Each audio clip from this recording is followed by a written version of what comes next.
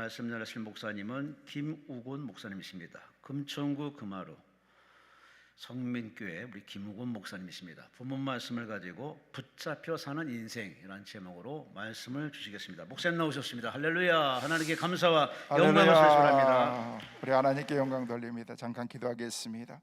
존귀하신 아버지 하나님, 우리 하나님께서 저희들을 사랑하여 주셔서 오늘 기도의 자리, 은혜의 자리 우리를 부르신 것을 감사를 드립니다. 주님께서 부르신 믿음의 동산 저희들을 올라왔사오니 주님이 친히 이 시간에 우리 가운데 말씀하여 주옵소서. 머리 숙인 하나님의 사람들을 모두를 주님께서 강한 손으로 붙잡아 주시고 우리 모두가 하나님 앞에 귀하게 붙들림 받아 쓰임받는 하나님의 일꾼 되게 하여 주옵소서. 그러기 위해서 성령의 능력을 더하여 주옵소서. 병든 자들은 고쳐 주옵소서. 가난한 성도들에겐 부유한 은혜를 허락하여 주옵소서. 능력이 없는 성도들에겐 하나님의 능력을 더하여 주옵소서. 오늘 말씀 듣다가 가지고 있는 문제들이 해결을 받게 하여 주옵소서. 병만은 떠나가는 역사가 있게 하여 주옵소서. 기도는 응답되게 하여 주옵소서. 귀신은 쫓겨나게 하여 주옵소서. 가난과 저주는 물러가게 하여 주옵소서. 성령님께서 이 시간 강하게 역사하여 주시고 오늘 우리 가운데 큰 은혜를 부어 주옵소서. 부족한 종 섰사오니 하나님께서 주님의 도구로만 사용하여 주시고 오늘 이 시간 하나님의 말씀만 바로 증거하도록 우리 주님이 도와주옵소서. 예수 그리스도의 이름으로 간절히 기도하옵나이다. 아멘. 할렐루야. 우리 하나님께서 오늘 이 시간도 하나님이 저와 여러분을 이곳에 부르신 줄로 믿습니다. 온전히 하나님께만을 영광 돌릴 수 있는 귀한 시간 될 수 있기를 간절히 소망합니다. 저를 한번 따라하겠습니다. 좋은 것 생각하고, 좋은 거 보고, 좋은 거 듣고, 좋은 거 말하면 좋은 사람 됩니다. 믿으시면 아멘. 시작.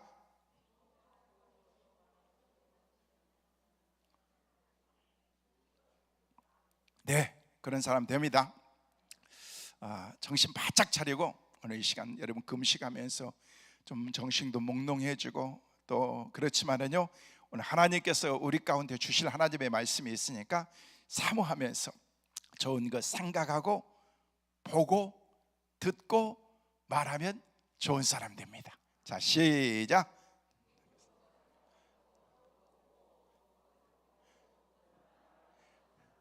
할렐루야. 그렇게 될 줄로 믿습니다. 그래서 우리가 무엇을 생각하느냐는 굉장히 중요한 거예요. 그래서 저는요 늘 바른 믿음을 생각하고 영적인 것을 생각하면서 무엇을 생각하느냐에 따라서 보는 것도 듣는 것도 말하는 것도 다 달라지더라고요. 그래서 영적인 것을 생각하는 사람은요 모든 게 다 영적으로 보이는 거예요. 들리는 것도 막 영적인 것만 들려지기 시작하는 것입니다. 믿음으로 막 말하기 시작하는 것입니다. 당연히 그 사람은 믿음의 사람이고 영적인 사람으로 살아갈 수밖에 없는 것입니다. 세상적인 것, 음란한 것을 생각하면 보는 것도 듣는 것도 말하는 것도 다 음란한 것만 말하고 듣고 보게 되어 있는 것입니다. 하나님으로 생각이 가득 찼던 그런 사람들은요 그냥 건들기만 해도 하나님이 나오고 은혜가 나오고 성령님이 나오게 되어 있는 것입니다. 저와 여러분의 삶 가운데는 성령으로 은혜로 충만하시기를 주의 이름으로 축원합니다. 한 젊은이가 이제 자기의 미래가 어떻게 될까 궁금해서 이렇게 저렇게 생각하다가 정말 용하다고 하는 그런 그 무당을 찾아간 거예요. 점을 보러 간 거예요. 그래서 그 사람에 가가지고 복채를 탁 내놓으면서 제 미래가 어떻게 될 것 같습니까? 제가 언제나 제 인생이 피어질 것 같습니까? 라고 그랬더니 그 점쟁이가 그 사람을 가만히 쳐다보고 이리 보고 저리 보고 뜯어보고 그러더니 한숨을 푹 쉬더니 갑자기 이 사람이 그냥 그 앞에 있는 복채를 가지고 그 사람 앞에 확 던지면서 당장은 나가라고, 당신이 여기 있을 필요가 없다고 하면서 그러더니 깜짝 놀라가지고 왜 그러냐 그랬더니 내가 지금까지 세상에 그렇게 많은 사람들을 점을 치고 다 보았는데 당신 같은 더러운 인상은 내가 처음 본다고. 관상이 안 나오더래요. 안 나오지. 얼굴을 보니까 그 상을 보니까 도저히 펴질 것 같은 그런 기미가 하나도 안 보이는데 그 사람에게 점을 봐가지고 그렇다고 너는 안 된다라고 그렇게 말할 수도 없고, 그래서 나는 당신 관상 안 보겠다고, 점 안 보겠다고 그러면서 당장 이거 가지고 나가라고 얘기를 하면서 그냥 문전박대를 당한 거예요. 얼마나 기가 막히잖아요. 아니 내 삶이 어떻게 될 건가 궁금해가지고 찾아왔다는데 그 사람에게 대해서 무슨 조언을 한다든지 뭔가 힘들고 어렵고 안 풀리니까 왔을 거 아니에요. 그러면은요 희망적인 그런 얘기를 한다든지 그래야 되는데 그렇게 하지 않고 당신 같은 더러운 인상은 내가 본 적이 없다고, 당신은 풀릴 기미가 하나도 없다고 얘기하면서 당장 나가라고. 기분이 나빠가지고 나오는데 막 씩씩거려가지고 어쩔 줄 모르면서 나오면서 가만히 생각해 보니까 너무너무 기분이 나쁜 거예요. 아니 저 돌팔이 아니야. 저 아무리 그래도 그렇지 나한테 이렇게 면박을 주면서 그럴 수 있겠느냐라는 그런 생각을 가지면서 돌아봐가지고 그냥 내가 성공해야 되겠다, 저 인간 100일째라도 내가 성공해야 되겠다 생각해서 열심히 막 일하고 막 닥치는 대로 일해서 나중에는요 그 사람이 진짜 성공자가 되었어요. 다른 사람들이 부러워할 만한 그런 성공자가 돼가지고 성공의 자리 딱 올라가서 생각하는데 옛날에 자기에게 그렇게 무시를 줬던 무당이 생각이 나는 거예요. 그래가지고 다시 찾아간 거예요.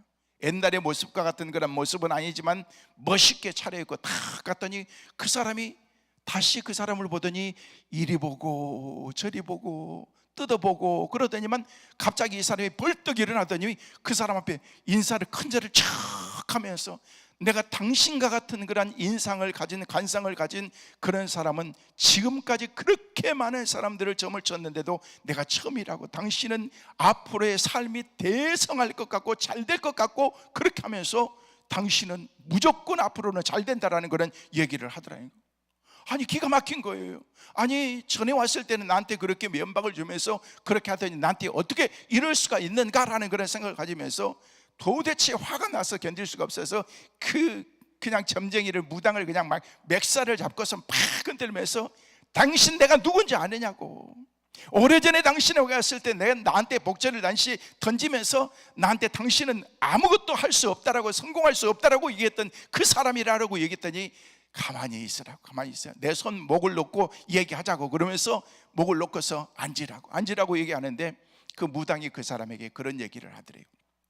사람에게는 세 상이 있는데 첫째는 관상이고 둘째는 수상이고 셋째는 심상이 있는데 사람들을 보면은요 모습이 있잖아요. 모습을 통해서 관상을 보는데 그 관상을 보면 자기가 이 사람은 잘 될 건가 못 될 건가 그런 것들을 대강 아는데 당신의 그때의 모습을 보니까 형편없더라는 거예요. 두 번째, 수상이라고 하는 그런 그 손금을 보니까 손금을 통해서도 이 사람이 성공하겠는가 못하겠는가 그런 것들이 딱 나오게 되는데 당신의 손금을 봐도 마찬가지더라는 것입니다. 그리고 세 번째, 당신의 마음 상태를 봐도 마찬가지이기 때문에 당신은 아무리 노력해도 아무리 힘쓰고 해서도 성공할 수 없을 것 같다는 그런 생각이 들었는데 지금 오랜 세월이 지났는데 지금 당신이 내 앞에 섰는데 관상이나 수상이나 변함이 없는데 딱 한 가지가 바뀐 게 있는데 당신의 심상이 바뀌었다라고 얘기를 하더라고요.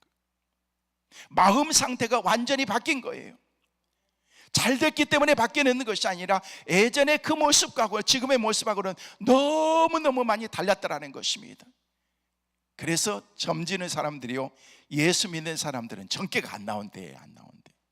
언제가 제가 목회를 하면서 교회를 가기 위해서 교회를 가기 전에는요 어느 공간이 있는데 그 공간 안에 가면은요 점을 보는 사람인데 막 소리가 나고 그래가지고 문이 살짝 열려 있어서 제가 그곳을 살짝 열어봤는데요 갑자기 막 뛰고 있던 그런 그분이 갑자기 뛰다가 탁 멈추더니요 막 소리 내고 막 이런저런 걸 하다가 갑자기 가던 길이나 가세요 라고 얘기를 하는 거예요. 난 너무 소리 막 끼치는 거예요. 아니 내가 가던 길 가다가 잠깐 하도 요란스러워서 시끄러워서 점은 어떻게 치나 하면서 보고 있는데 갑자기 막 한참 열심히 막 뛰다가 그냥 갑자기 멈추면서 가던 길이라고. 이야, 그 모습이 지금도 너무 생생한데 제가 보고 있었더니 뭔가 막혔던지 안 됐던 것 같아 보니까. 여러분, 예수 믿는 사람들에게는요 우리가 가지고 있는 그런 이 심성이 있는데 이것은 하나님이 우리 가운데 주신 마음인 것입니다. 오늘 이 시간, 귀한 시간을 통해서 저와 여러분들의 모습은 변하지 않고 우리의 모습 가운데 나타나는 그런 삶은 변하지 않는다고 할지라도 우리를 향한 그런 주님의 마음, 주님께서 우리 가운데 주신 그 마음은, 심성은 예수 그리스도의 마음으로 바뀌어져야 될 줄로 믿습니다. 여러분이 특별한 그런 기도의 제목을 가지고 이 자리까지 하나님께서 여러분을 불러주셨는데 왜 하나님께서 나를 이곳으로 불러주셨을까? 교회에서도 기도할 수 있고 교회에서도 말씀을 들을 수가 있는데 기도의 동산으로, 강남 금식 기도로 하나님께서 여러분을 부르셔서 어떤 사람에게는 금식하면서 기도하고 몸부림치면서 기도하고 구국을 위해서, 나라를 위해서 기도하는 그런 믿음의 사람들로 하나님께서 왜 나를 이 자리에 하나님께서 나를 부르셨을까? 우리는 생각해 봐야 되는 거예요. 여러분의 은혜는요, 여러분의 교회에서 받는 거예요. 제가 여러분들에게 이 시간 1시간 말씀을 증거한다고 해서 여러분들이 무슨 은혜를 얼마나 받겠습니까? 말씀을 통해서 그렇구나, 목사님에게 주셨던 은혜가 그렇구나 하면서 우리는 이 자리에 기도하기 위해서 왔습니다. 저와 여러분이 이 시간 간절히 기도할 때 하나님이 응답의 복으로 함께 하실 줄로 믿습니다. 여러분이 가지고 있는 기도의 제목 응답받고 내려가시기를 주의 이름으로 축원합니다. 낙심된 심령들 하나님께서 사연 부어주실 줄로 믿습니다. 병마와 싸우고 있는 심령들을 하나님이 치료해 주실 줄로 믿습니다. 풀리지 않았던 모든 문제들이 하나님의 은혜 가운데 기도하면서 말씀 듣는 가운데 이 자리를 내려갈 때는, 기도의 동산을 내려갈 때는 홀가름하게, 가뿐하게 응답의 그 축복의 은혜를 갖고 내려가는 귀한 성도들 꼭 되시기를 주의 이름으로 축원합니다. 하나님께서 주신 그런 말씀을 통해서 은혜 받게 되면은요, 우리의 심성이 달라지는 거예요. 우리의 마음이 달라지면은요, 우리의 간상도 달라지는 거예요. 우리의 인생 전체가 다 달라질 수밖에 없는 것입니다. 여러분, 예수 믿는 사람들의 모습을 보면은요, 다 모습이 다릅니다. 불교 신자들 보면요, 얼굴에 보면은요, 저 사람은 불교 신자인 것 같다, 그런 이 모습들을 볼 수가 있습니다. 마음속에 어떤 것이 있느냐에 따라서 우리의 모습 가운데 나타나기 때문에 그런 것입니다. 저는 감사하게도요, 여기저기 다니면서 사람들을 만나고 비행기를 타고 애국에 간다든지 어떤 곳에 가도 제가 앉았을 때 많은 분들이 저에게 혹시 목사님 아니세요? 라고 그렇게 저한테 물어봤어요. 너무너무 감사한 거예요. 저한테 아직까지 다니는데 혹시 스님 아니세요? 물어본 사람은 아무도 없어요. 아니요, 혹시 불교 신자세요? 라고 그렇게 물어본 사람도 아무도 없었어요. 너무너무 감사하잖아요. 제 모습을 통해서 뭔지 모르겠지만 상대방에게 예수 믿는 사람들의 그 모습을 보여줬다는 것, 그리고 한 단계를 넘어서서 혹시 목사님 아니세요? 라고 하는 그런 그 말을 들을 때 마음속에 기쁨이 있고, 내가 그래도 예수 믿는 그런 사람들의 모습이 내 모습 속에 작게라도 있구나라는 그런 것들을 볼 수가 있었습니다. 그렇습니다. 예수 믿는 사람들은요, 예수님에게 붙잡혀 있기 때문에 예수님의 형상을 닮아갈 수밖에 없는 것입니다. 오늘 이 밤에 집회에 참여한 사랑하는 성도들, 이 자리에 앉아계신 여러분 모두가 다 날마다 예수의 작은 형상을 닮아가서 주님 모습 날마다 닮아가는 은혜가 있게 되시기를 간절히 소망합니다. 주님이 우리 가운데 바라시는 게 뭐가 있겠어요? 날마다 조금씩 변화되는 것입니다. 신앙으로 변화되고 예수 믿고 난 다음에 내 삶이 조금씩 바뀌어지는 것입니다. 그러기 위해서는요, 주님이 가셨던 그런 그 믿음의 길을 가는 것입니다. 신앙이라는 것은 뭔 줄 아십니까? 기도라는 것은 다른 게 아닙니다. 기도와 신앙이라는 것은요, 우리 주님이 역사하실 수 있도록 그냥 기차에 그 레일을 까는 것과 같은 것입니다. 처음에는 이게 쉽지가 않습니다. 이것을 길을 다져야 됩니다. 그냥 꾹꾹 닫고서 거기에 그냥 자갈도 갖다 놓고서, 그리고 난 다음에 내 기차 철로를 쫙 갖다 놓고서 그것을 고정을 시켜야 되는 것입니다. 그러면 거기에다가 나중에 KTX도 딱 올려놓고 그냥 열차도 딱 올려놓고 이제 그 길로 막 달려나가기 시작하는 것입니다. 기도라는 것은 그런 것입니다. 주님이 역사하시도록 우리가 기도의 그 길을 쫙 깔아놓는 것입니다. 깔아놓기만 하면은, 우리가 기도로 준비해 놓기만 하면은 주님께서 우리 가운데 역사하시고 그 가운데 놀라운 하나님의 일들을 우리 가운데 보여주시는 것입니다. 이게 기도인 것입니다. 그래서 그 길이 쉬운 게 아니라는 것입니다. 말처럼 기도가 쉬운 게 아닙니다. 그렇지만 하나님 앞에 우리가 몸부림치면서 기도가 아니면 살 수가 없기 때문에, 믿음으로 아니면 우리가 살 수가 없기 때문에, 하나님이 나를 도와주시지 않으면 우리가 살 수 없기 때문에 세상 모든 것들은 우리를 꽉 붙잡고 있습니다. 주님 앞에 나가지 못하도록 우리를 붙잡고 있습니다. 그래서 세상 사람들은요, 세상에 붙잡혀 있고 유혹에 붙잡혀 있고 마귀에게 붙잡혀 있고 세상 무언가에 붙잡혀서 우리가 우리의 인생을 살아가고 있다는 것입니다. 저는 오늘 이 밤에 주의 전에 나온 사랑하는 성도 여러분, 여러분 모두는 다 예수님께 붙잡혀 살아가는 하나님의 사람들 꼭 되시기를 주의 이름으로 축원합니다. 세상이 우리 가운데 위협하고 어둡게 하는 그런 요소들이 얼마나 많이 있습니까? 여러분 TV 프로그램을 봐도, 아무리 신문과 매스컴을 봐도, 구석구석 눈여겨봐도 우리의 가슴을 시원하게 해주는 그런 그 어떤 것들이 우리 가운데 없다는 것입니다.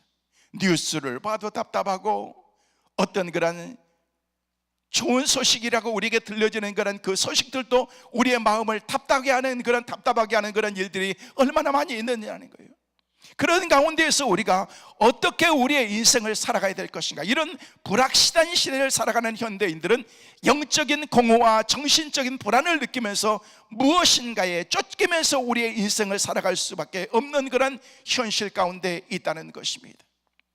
우리는 그동안 코로나와 싸우면서, 코로나가 지나가면서 오미크론과 함께 싸우면서 그런 힘들고 어려운 그런 일들이 얼마나 많습니까?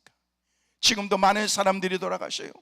지난주도 제가 장례식을 한 번 치렀는데 이번 주도 또 한 분 돌아가시고, 성도들이 이렇게 많다 보니까 돌아가신 분들도 많고 또 태어나신 분들도 있고 그렇지만은요, 하나님께서 주셨던 그런 그 생명을 다하는 날까지 건강하게 살아가야 되는데 때로는 그렇지 못하는 것입니다. 그래서 뭔가가 우리를 붙잡고 있는 것입니다. 코로나가 우리를 지난 2년 3년 동안 우리를 꽉 붙잡고서 더 이상 나가지 못하게 하는 그런 우리의 현실들 앞에서 너무너무 답답했었고, 기도할 수도 없었고 모이지도 못했었고, 이 무더운 여름 날씨에 아직도 이렇게 마스크를 써야 되고, 이게 뭡니까? 창밖에 여자입니다. 창으로 다 가려져 있어가지고 이쪽으로 보면서 이렇게 해야 되겠구만요. 이게 바로 우리의 현실이라는 것입니다. 보이지도 않는 그런 작은 그 바이러스가 우리의 손을, 우리의 발을, 우리의 삶 전체를 꽉 붙잡고서 더 이상 나가지 못하게 하는 그런 우리의 현실 앞에서 우리는 정말 하나님이 도와주시지 않으면 안 되는 힘들고 어려운 그런 삶 가운데 우리가 살아가고 있다는 것입니다. 그래서 우리는 하나님 앞에 기도하고 있는 것입니다. 하나님, 이런 불확실한 시대에 현실의 삶 가운데서 방황하고 살 수밖에 없는 그런 삶 가운데서 몸부림치다가 하나님의 도우심을 구하면서 하나님 앞에 나왔습니다. 주님이 나를 도와주옵소서. 어떤 사람은 지식을 붙잡고 그것이 인생의 전부인 양 몸부림치면서, 어떤 사람은 권력과 명예를 붙잡고서 빈 마음을 채워보려고 수단과 방법을 가리지 않고 살아가지만은요, 그것을 아무리 많은 것을 얻는다고 할지라도 우리의 삶의 만족감은 있을 수가 없는 것입니다. 그래서 현대를 가리켜서 붙잡혀 사는 시대라고 그렇게 말하는 것입니다. 무엇인가 붙잡히지 않고서는 살 수 없는 불확실한 이 시대에 우리는 무엇에 붙잡혀서 살아가야 될 것인가? 오늘 이 밤에 저는 여러분에게 이 말씀의 주제를 가지고 몇 가지를 말씀을 드리려고 합니다. 무엇에 붙잡혀서 살아야 될 것인가? 나는 지금 무엇에 붙잡혀서 살고 있는가? 우리는 답은 한 가지인 것입니다. 우리는 하나님의 손에 붙잡혀야 될 줄로 믿습니다. 주님이 우리를 붙잡아 주시면은, 주님의 손 잡고 나갈 때 하나님과 함께하는 그런 삶 가운데서는 놀라운 그런 하나님의 은혜가 있기 때문에 그런 것입니다. 사도행전 16장에 보면은요, 여러 종류의 사람들이 거기에 등장하는데 그 나름대로의 인생들이 나오고 있는데 그 사람들이 다 붙잡혀 있는 것이 다른 것을 볼 수가 있습니다. 어느 날 바울과 실라가 기도하러 가는데 귀신에 붙잡혀서 점을 치고 있는 그런 한 사람을 만나게 된 것입니다. 이 귀신 들린 여종을 통해서 주인이 많은 그런 돈을 벌고 있는 그런 그 모습을 보고 있으면서, 근데 바울이 그 귀신을 쫓아내게 되는 것입니다. 왜? 젊은 그런 그 사람이 그 귀신 들려가지고 그 가운데서 힘들고 어렵게 있는 그런 삶 가운데에서 온전한 정신이 들어올 수 있도록 귀신을 쫓아내게 되는 것입니다. 그 주인이 한순간에 돈벌이가 없어지게 된 것입니다. 그래서 바울과 실라를 모함해서 결국 감옥에 가두게 되었다라는 그런 내용이 사도행전 16장에 기록이 되어 있습니다. 사실은 한 영혼이 바로 하나님께 돌아왔으면 기뻐해야 될 텐데 돈벌이가 안 된다는 것 때문에 오히려 옥에 가두고 물욕에 빠져버리는 그런 그 주인의 모습과 또한 바울과 실라가 옥중에서 원망하지 않고 오히려 하나님께 찬송하고 하나님께 기도하면서 하나님 앞에 몸부림치는 그런 그 모습 가운데서 너무 대조적인 그런 그 모습을 우리는 발견할 수가 있다는 것입니다. 바울과 실라는 오직 하나님께서 그를 붙잡아 주셔서 그 가운데에서 힘들고 어려운 가운데 있지만 언제 어떻게 내 삶 가운데 무슨 일이 일어날지 모르는 그런 상황 가운데 있지만 그가 하나님 앞에 찬송하고 기도할 때에 놀라운 일들이 그 밤에 일어나기 시작하는 것입니다. 사랑하는 성도 여러분, 우리가 기도할 때, 우리가 찬양할 때, 우리가 예배할 때 하나님이 역사하실 줄로 믿습니다. 바울과 실라에게 베풀어 줬던 그런 하나님의 기적의 그 밤이 오늘 이 밤 우리의 밤이 되게 될 줄로 믿습니다. 성령님께서 우리와 함께 하시면은요, 바울과 실라에게 역사하셨던 그런 하나님 옥토를 움직이고 쇠사슬이 풀리고 모든 것들이 새롭게 되는 그런 놀라운 역사가 그 가운데 일어나는 것을 볼 수가 있습니다. 자다가 깬 그런 간수가 그것을 보면서 깜짝 놀랐다라고 성경은 우리에게 말하고 있는 것입니다. 죄수들이 이제 다 도망간 줄 알고 그만 자책에서 붙들려서 자기가 자기의 생명을 끊으려고 하려는 그런 그 순간 바울이 말합니다. 우리가 다 여기 있으니 네 생명에 손을 대지 말라, 끊지 말라라고 그렇게 얘기를 하면서 바울과 실라가 그 감옥 안에 이 옥문이 다 열려있고 쇠사슬이 다 풀려있는데도 나가지 않고 거기에 있었다는 사실을 보여주게 된다는 것입니다. 그때의 간수는 이 엄청난 기적의 사건 앞에서 떨면서 바울 앞에 무릎을 꿇고 내가 어떻게 하여야 구원을 얻을 수 있겠습니까? 라고 그렇게 물어보는 거예요. 그때 바울이 얘기했던 말씀이 오늘 우리가 봤던 사도행전 16장 31절 말씀인 것입니다. 이르되 주 예수를 믿으라. 그리하면 너와 내 집이 어떻게 되리라? 구원을 얻으리라. 예수 그리스도를 믿으면 너와 내 집이 구원을 얻게 된다라고 하는 그런 정말 놀라운 그런 하나님의 은혜의 말씀을, 축복의 말씀을 이 간수장에게 주게 된다는 것입니다.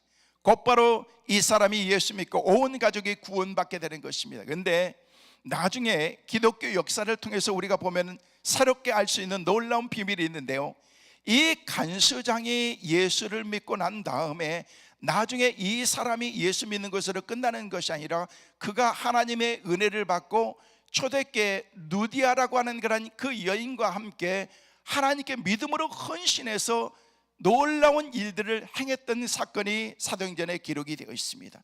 그 일이 바로 빌립보 교회를 세우게 된다는 것입니다.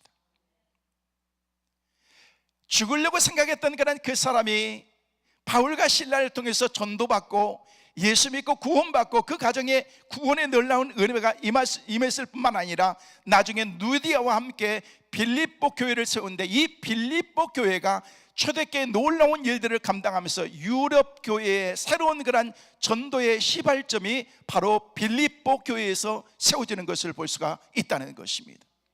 그렇습니다. 한 사람이 정말로 주님 앞에서 믿음으로 붙잡혔을 때 그를 통해서 하나님이 이루신 놀라운 일들이 그렇게 기록한 것을 볼 수가 있습니다. 오늘 우리는 이 말씀 속에서 여러 종류의 사람들이 무엇에 붙잡혀서 살아가는 것을 우리는 자세하게 봐야 됩니다. 첫째로 귀신에게 붙잡힌 그런 인생이 있습니다. 바로 점을 치는 여종과 같은 그런 사람이라는 거예요. 하나님의 손에 붙잡혀야 될 인생이 귀신에게 붙잡혀 있습니다. 이는 생의 가치를 상실하고 내 멋대로 사는 그런 인생이라고 그렇게 말할 수가 있는 것입니다. 목적도 없이 방향도 없이 마음대로 느끼는 대로 본능대로 움직이는 대로 살아가는 그런 인생이라고 그렇게 말할 수가 있는 것입니다. 왜냐하면 귀신에게 붙잡힌 사람은요 제정신이 아니기 때문에 그렇습니다. 자신을 관리하고 다스릴 힘도 없습니다. 그래서 자신도 모르게 귀신에게 끌려가는 것입니다. 물 가운데로도 가고 불 가운데로 가고 밤중인데도 그냥 공동묘지도 가고 무서운 것이 아무도 없습니다. 아무것도 없는 거예요. 왜? 그 마음속에 귀신으로 가득 차 있기 때문에 그런 것입니다.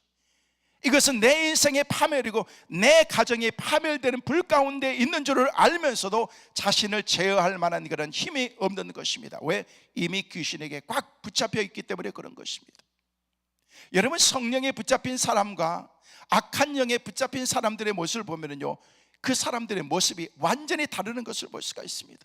오늘 이 밤에 오신, 주회전에 나오신 여러분 모두는 다 성령의 사람인 줄로 믿습니다. 성령에 붙잡혀 살아가시기를 주의 이름으로 축원합니다.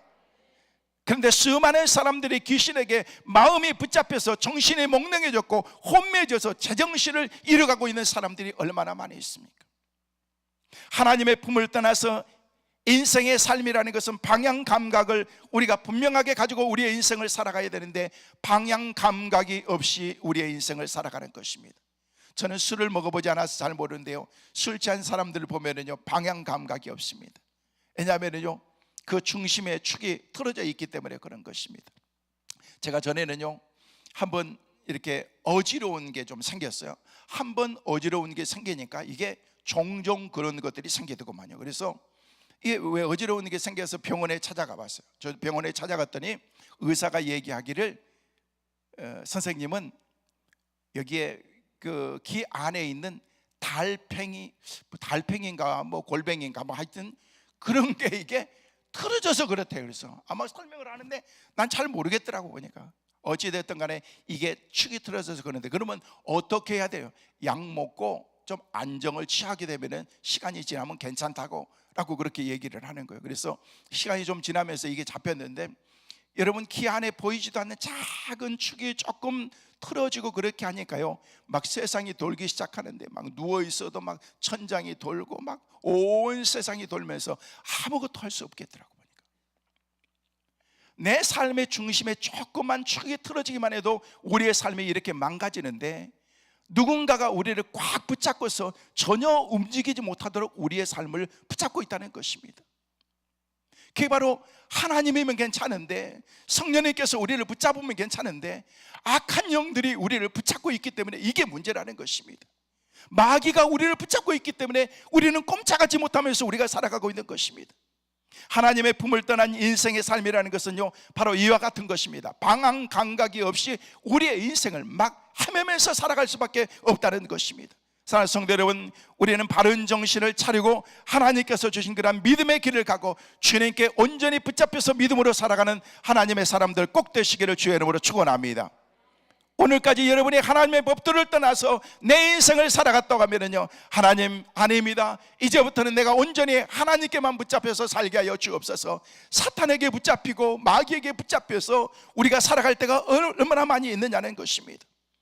그때는 빨리 우리의 삶을 궤도를 바꾸어서 바른 삶을 살아갈 수 있도록 만들어야 되는 것입니다.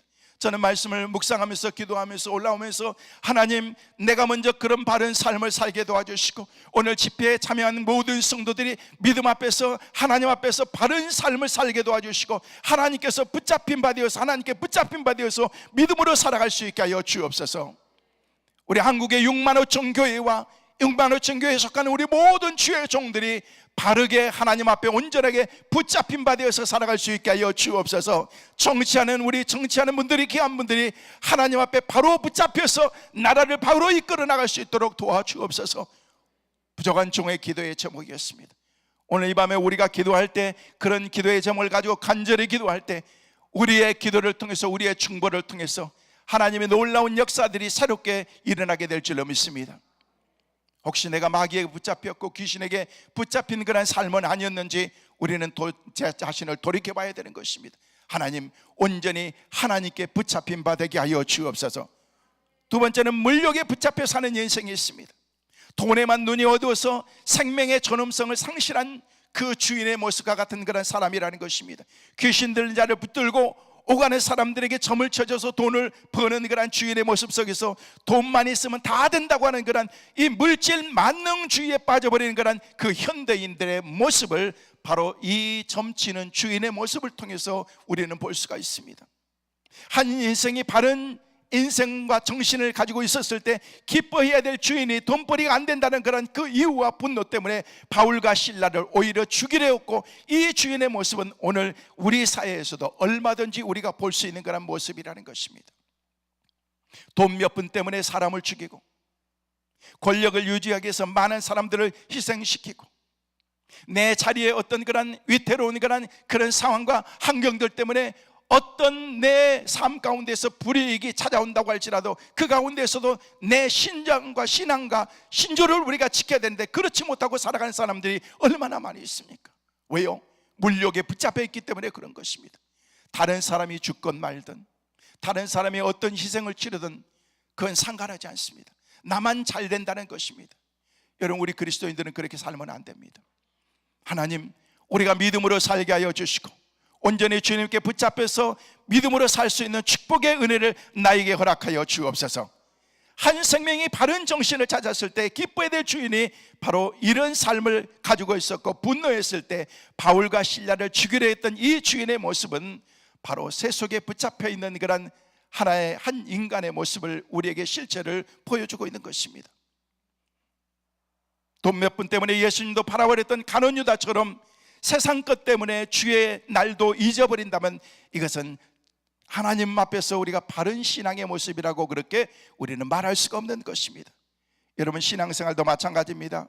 신앙과 믿음을 앞세우지 않고 물질이 앞서서 계산된다면요, 그것은 이미 우리의 믿음의 생명을 잊어버리는 것과 다름이 없는 것입니다.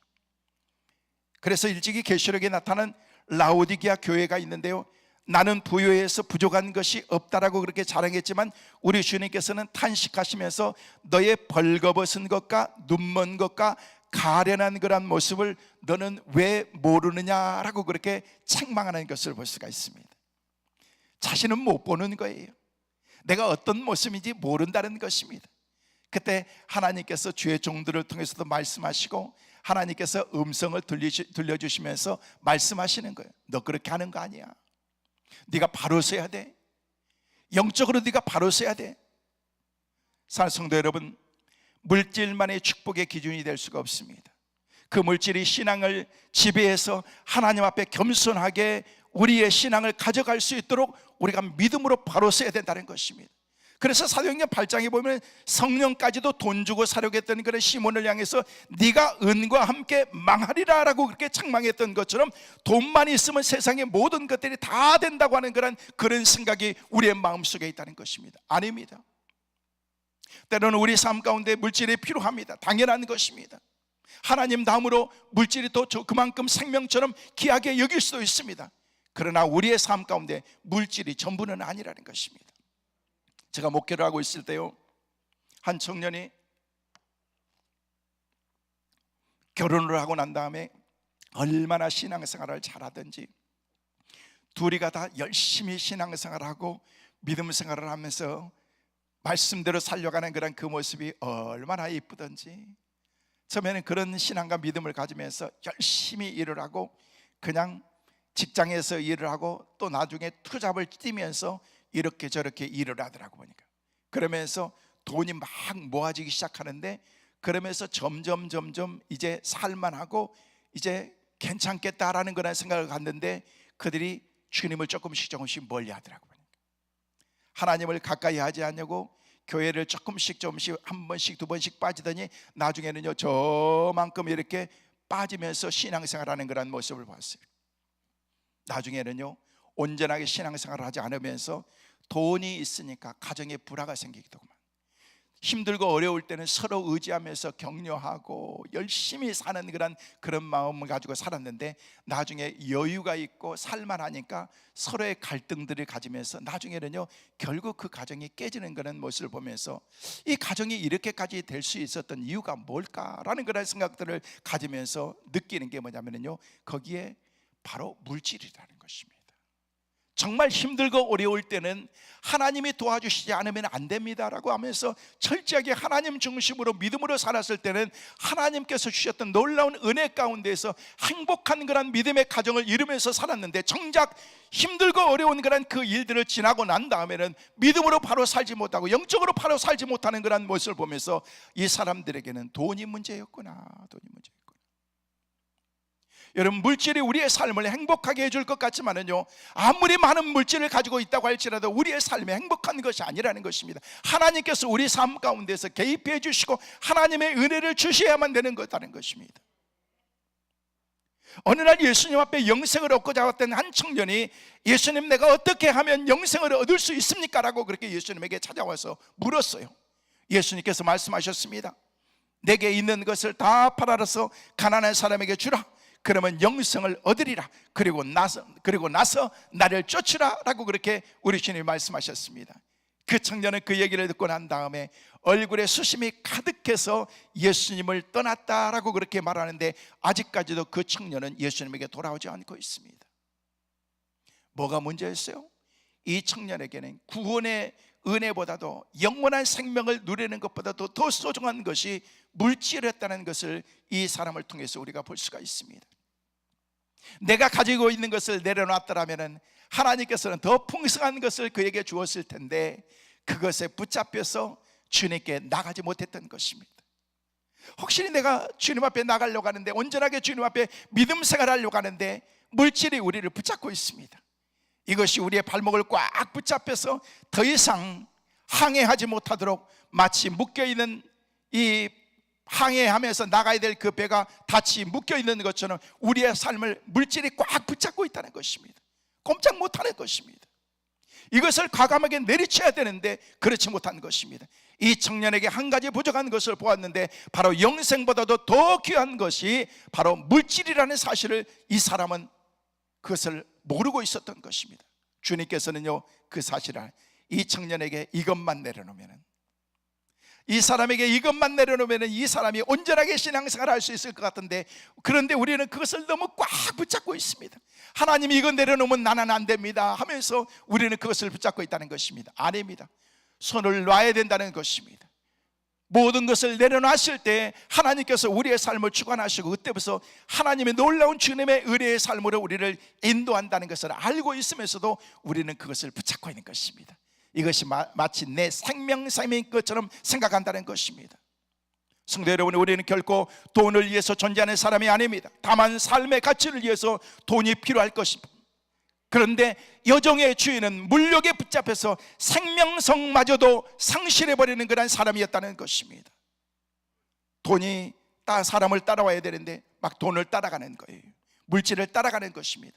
망할 수밖에 없는 것입니다. 전 지금도 생생하게 기억하고 있는 게 뭐냐면요, 제 친구 아버지께서요, 처음에는요 힘들고 어려울 때는요 신앙생활을 잘 하다가 교회 집사님까지 됐는데요, 그러니까 집사님에도 쉽게 얘기해서 날라리 집사인 거죠. 그렇게 하는데 물질을 가난하게 살았기 때문에 자기는 성공해야 된다는 그런 그 마음이 그 마음속에 늘 있었기 때문에 나는 돈 벌어야 된다, 나는 성공해야 된다는 그런 그 생각이 자기를 지배하고 있었던 것입니다. 그래서 항상 이분이 얘기했던 게 뭐냐면요, 친구 아버지가 얘기했던 게 믿음, 소망, 사랑, 이 세 가지는 항상 있을 것인데 그 중에 한 가지가 더 있는데 그것은 돈이다 라고 얘기했어요. 근데 믿음, 소망, 사랑, 돈 중에서 그 중에 제일은 나는 돈인 것 같다 라고 얘기를 했어요.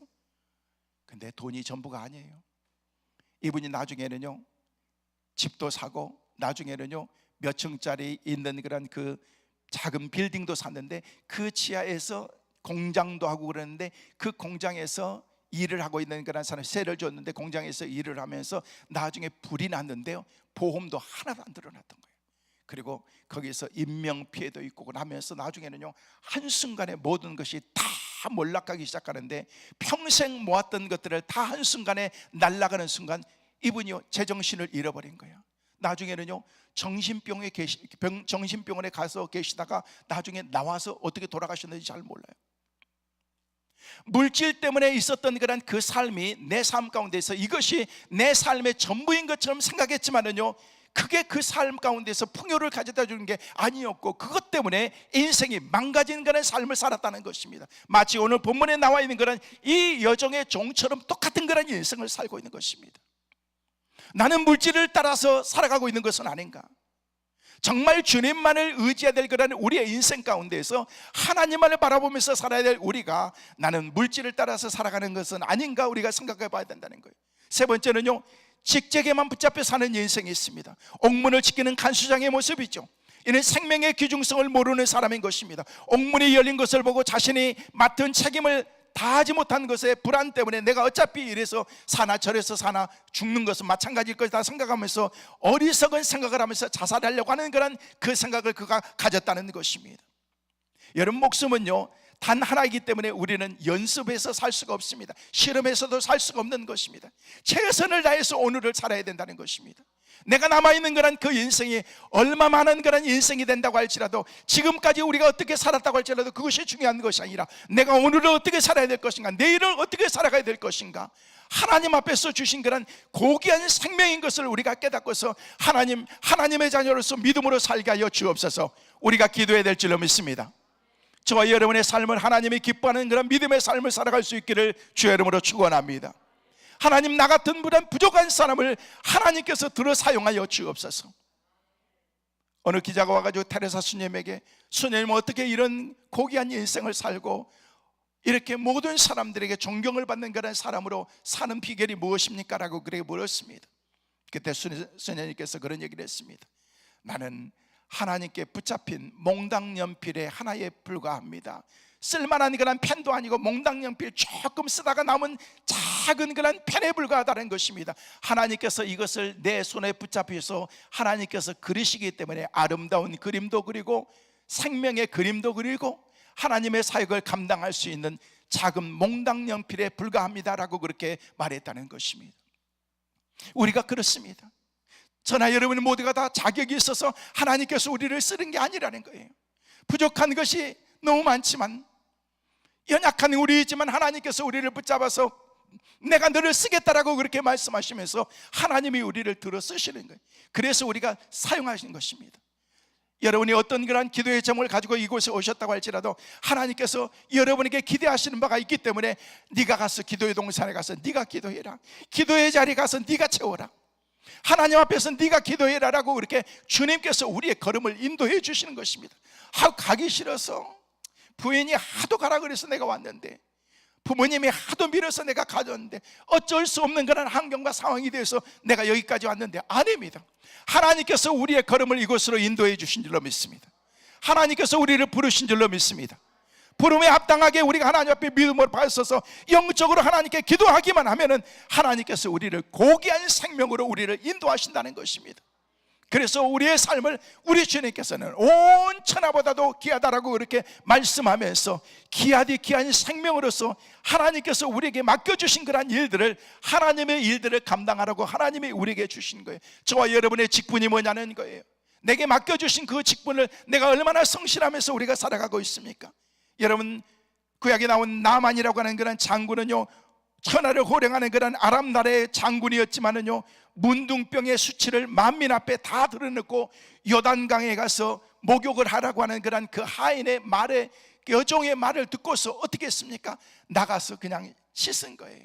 자존심 상하지만은요, 요단강에 들어가면서 그냥 장군이기 때문에 막 휘황찬란한 그런 계급장을 가지고 있는 그런 그 군복을 입고 들어가는 것이 아니라, 요단강에 들어가기 위해서는요, 빨가벗고서 있는 옷을 다, 계급장을 다 내려놓고서 내가 가지고 있는 그런 훈장도 다 벗어놓고서 그곳에 들어갈 수밖에 없었다는 것입니다.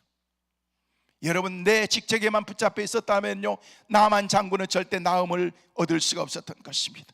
어떤 사람들은요, 자존심 때문에 예수님 앞에 못 나옵니다. 내가 이렇게 기도하면은 내 자존심 상하는 거지. 여러분, 사는 게 중요하죠. 하나님께서 우리 가운데 부르짖으라고 말씀하시고, 네가 부르짖으면 내가 응답하겠다라고 그렇게 말씀하셨는데, 우리는 내 직제 때문에, 내 관계 때문에, 내 자존심 때문에 우리가 주님 앞에 나가지 못한다는 것입니다. 아닙니다. 오늘 이 밤에 저와 여러분이 기도할 때 여러분의 자존심 다 내려놓고, 여러분의 계급장 다 내려놓고, 목사라는 계급장, 장로라는 계급장, 권사라고 하는 그런 계급장, 내가 몇 년 믿었다고 하는 그런 그 신앙의 계급장이 중요한 것이 아니라, 어린아이처럼 하나님 앞에 이 시간 무릎 꿇고 기도하면서 하나님, 나를 도와주옵소서, 하나님이 도와주시지 않으면 안 됩니다라는 그런 그 마음으로 우리가 하나님께 기도할 때 하나님께서 우리의 기도를 응답해 주실 줄로 믿습니다.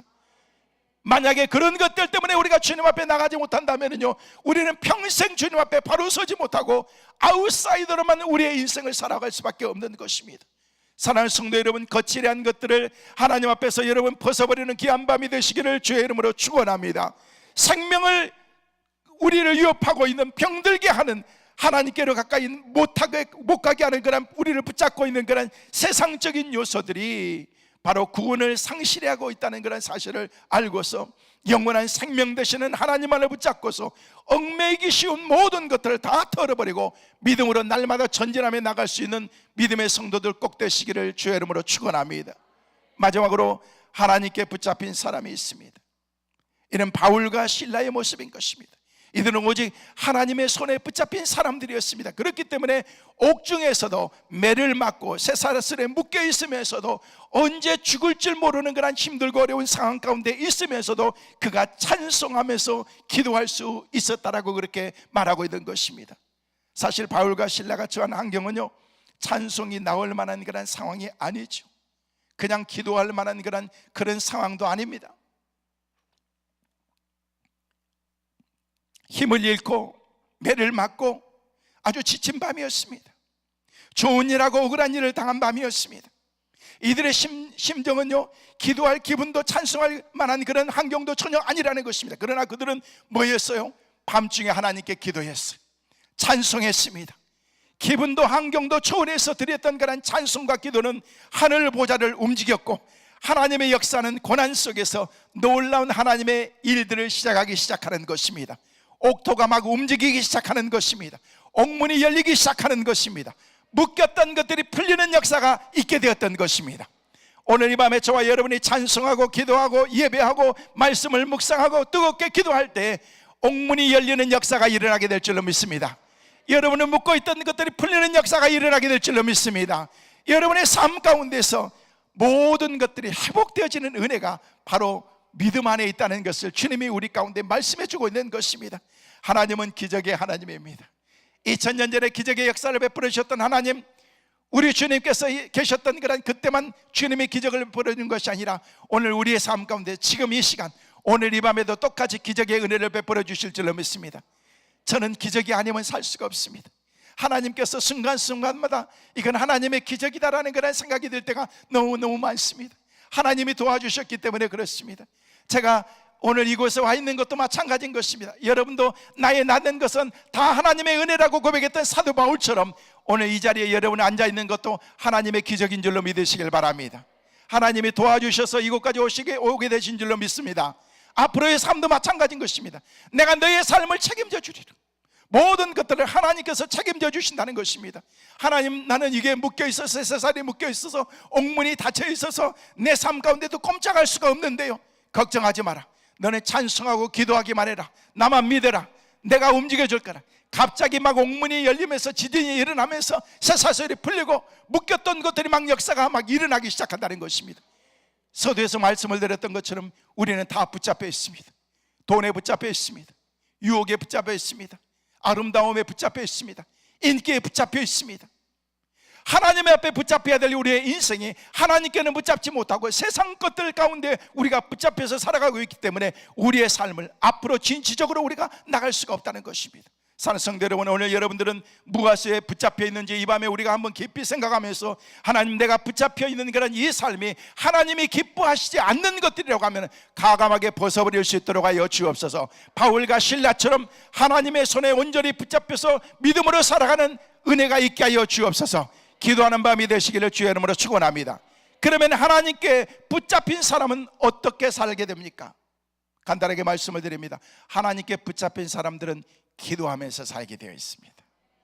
저는 여러분들이 하나님께 다 붙잡힌 바 된 하나님의 사람들 꼭 되시기를 주의 이름으로 축원합니다. 기도하는 여러분 되시기를 바랍니다. 기도하는 붙잡힌 사람을 반드시 응답의 복으로 막 나타나게 해주신 그런 축복이 있습니다. 갈멜 산상에서 엎드려 부르짖던 엘리야는 불이 떨어지는 응답을 통해서 거짓 선지자들을 모조리 숙청했고 하나님의 살아계심을 모든 사람들에게 증거하는 그런 놀라운 역사가 있게 되었던 것입니다. 저 야복강에서 인생의 삶에 막힌 문제를 안고서 가슴을 막 쥐어뜯으면서 심령을 쪼개놓고 부르짖던 야곱은 얽매였던 그런 그 개인의 문제를 다 하나님께서 해결해 주시고, 형의 마음도 움직여 주시고, 그의 가는 길도 하나님께서 놀라운 주의 축복의 길로 그를 인도해 주신 것을 볼 수가 있습니다. 눈물로 부르짖었던 그런 예레미야의 기도는 민족을 구원하는 놀라운 역사가 있게 되었던 것입니다. 겟셋마네 동산에서 밤이슬을 맞으면서 기도했던 주님은 그 온 인류를 구원할 수 있는 놀라운 은혜를 우리 주님께서 기도하면서 얻게 되고 담대하게 십자가를 질 수 있는 놀라운 능력도 그 밤에 얻게 되었던 것입니다. 사랑하는 성도 여러분, 하나님께 붙잡힌 인생은 어두울 때도 칠흑같이 어두운 밤에도 갈 길을 잃어버린 때에도 기도하는 사람인 것을 믿으시기를 바랍니다. 힘들고 어렵고 캄캄한 그런 내 앞길이 있다고 할지라도, 풀리지 않는 그런 상황 가운데 있다고 할지라도 온전히 주님을 바라보면서 주님을 의지하면서 나갈 때 하나님께서 우리의 갈 길을 친히 밝혀주실 줄로 믿습니다. 뿐만 아니라 하나님께 붙잡힌 사람들은, 하나님께 붙들린 사람들은 사명을 따라서 살아가게 됩니다. 우리는 지금 내가 할 일이 있기 때문에 살아야 되고, 하나님이 나로 하여금 할 일이 있기 때문에 살려두고 있다고 우리는 분명히 알고 있습니다. 우리는 분명히 이것을 알아야 됩니다. 내가 지금 살아있기 때문에 하나님의 일을 하는 것이 아니라 하나님의 일을 하도록 하나님께서 나를 살려주신 것입니다. 내가 건강해서 하나님의 일을 하는 것이 아니라 하나님의 일을 하라고 하나님께서 내게 건강을 주신 것입니다. 내가 지혜가 있어서 하나님의 일을 하는 것이 아니라 하나님의 일을 하라고 하나님께서 내게 지혜를 주신 것입니다. 믿으시면 아멘. 하나님께서 나로 하여금 하나님께서 이런 모든 여건과 환경을 주셨다는 것입니다. 뿐만 아니라 하나님께 붙들린 사람들은요, 성령의 인도함 따라서 살아가게 되는 것입니다. 여러분, 신앙생활하면서도 성령의 인도함을 받지 못하면요, 살아갈 때는요, 예수 믿는 것이 힘들고 어렵습니다. 예수 믿는다는 그런 삶 자체가 너무 뻑뻑하고, 여러분 신앙생활에 활력이 전혀 없습니다. 기분 따라 환경 따라 변하고 흔들리길 잘합니다. 그러나 하나님의 손에 붙들려서 살아가다 보면은요, 그때부터는요, 평안과 기쁨을 맛보고 하나님께서 보호해 주신 그런 하나님의 은혜 가운데서 그때부터 우리가 살아가게 되는 것입니다. 여러분, 우리가 잘 아는 다니엘은요, 사자굴 속에 던져졌지만은요, 하나님은 사자의 입을 봉해서 머리털 하나도 상하지 않도록 하나님께서 다니엘을 보호해 주셨습니다. 성령에 붙잡힌 신앙은요, 몸은 결박할 수 있을지 몰라도요, 우리의 마음은 절대 결박할 수가 없는 것입니다. 성령에 이끌린 바울과 실로는요, 몸이 잠시 묶여 있었지만은요, 그의 신앙은 절대 결박할 수가 없었던 것입니다. 그렇기 때문에 옥중에서도 찬송하고 옥중에서도 기도하고 하나님을 바라볼 수 있는 그런 믿음의 사람이 되었던 것입니다. 사랑하는 성도 여러분, 말씀을 정리합니다. 지금까지 여러분은 무엇을 바라보면서 무엇에 붙잡혀서 여러분이 살아오셨습니까? 오늘 사도행전 16장 31절 이르되 주 예수를 믿으라 그리하면 너와 내 집이 구원을 얻으리라고 하는 그런 짤막한 말씀이지만, 사도행전 16장에 나와 있는 그런 모든 사람들의 모습을 보면서 사람들마다 다 붙잡혀 있는 것이 다르다는 것입니다. 그러나 그 가운데서 우리가 주목해 봐야 될 것은 바로 바울과 실라를 통해서 그들이 하나님께 붙잡혔을 때에 베풀어 주신 그런 하나님의 은혜가 뭐였고, 어떤 사람이 승리하는 그런 삶을 사는가를 우리가 보게 됐다는 것입니다. 과연 나는 누구를 붙잡고 살아야 될 것인가? 나는 지금까지 누구를 붙잡히면서 당연히 예수 믿는 사람들이기 때문에 당연히 기도하면서 하나님을 붙잡았다고 얘기하지만, 나는 하나님을 붙잡았다고 얘기하지만 주님이 나를 붙잡고 계시는가? 하나님이 나를 꼭 붙잡고서 이제는 네가 세상 가운데 더 이상 나가서는 안 된다, 나만을 의지해야 된다, 나만을 믿어야 된다, 내가 이 밤에 옥문을 열어주실 것을 믿고 쇠사슬이 묶였던 것은 내 방법으로는요 절대 풀 수가 없지만 하나님께서 이것 또한 풀어주신다는 것입니다. 여러분들을 지금 묶고 있는 것이 무엇입니까? 건강입니까? 물질입니까? 자녀들의 문제입니까? 남편의 문제입니까? 맡기세요. 맡기되 그냥 온전히 하나님께 다 맡기고 하나님께서 알아서 해결해 주십시오. 나는 더 이상 아무것도 할 수가 없습니다. 두 손 듭니다. 하나님, 내가 두 손 들고 하나님께 모든 것을 다 맡기고 나는 항복합니다. 그리고 하나님께 무릎 꿇을 때에 하나님께서 이 시간 저와 여러분을 붙잡아 주실 줄 믿습니다. 그때부터는 우리는요 하나님이 붙잡아 주시는 사람이 되는 거예요. 우리의 인생이 하나님께서 붙잡히면요 그때부터는요 만사가 형통의 복으로 나가게 되는 것입니다. 하나님께만 우리의 마음을 우리가 드리면서 하나님만 붙잡고 우리가 나가면요 우리의 가는 길을 하나님께서 책임져 주신다는 것입니다. 아무튼 여러분의 인생이 지금까지도 믿음으로 사셨지만, 주님을 의지한다고 말했지만 더 철저하게 바울과 실라처럼 주님께 붙잡혀서 믿음으로 살아갈 때 바울과 실라를 통해서 초대교회 놀라운 역사를 이루었던 것처럼 힘들고 어려웠던 그런 많은 사람들에게 복음을 증언하면서 하나님의 귀한 사역들을 감당했던 것처럼 우리를 통해서 그런 일들을 행하게 될 줄로 믿습니다. 저와 여러분의 삶이, 여러분의 가정이 우리의 삶 전체가 다 하나님께 온전히 붙잡혀서 주님 앞에 귀하게 쓰임받을 수 있는 축복의 귀한 은혜가 우리 모두에게 있게 되시기를 주의 이름으로 축원합니다. 오늘 말씀을 생각하면서 이 시간 통성으로 같이 한번 기도하기를 원합니다. 오늘 하나님께서 우리 가운데 주신 그런 말씀을 붙잡고 여러분 기도하십시오. 하나님 만물의 마지막이 가까웠다라고 말씀하셨는데 기도하고 사랑하고 열심히 하나님의 일들을 감당할 수 있는 충성된 믿음의 사람들 될 수 있도록 주님이 도와주옵소서.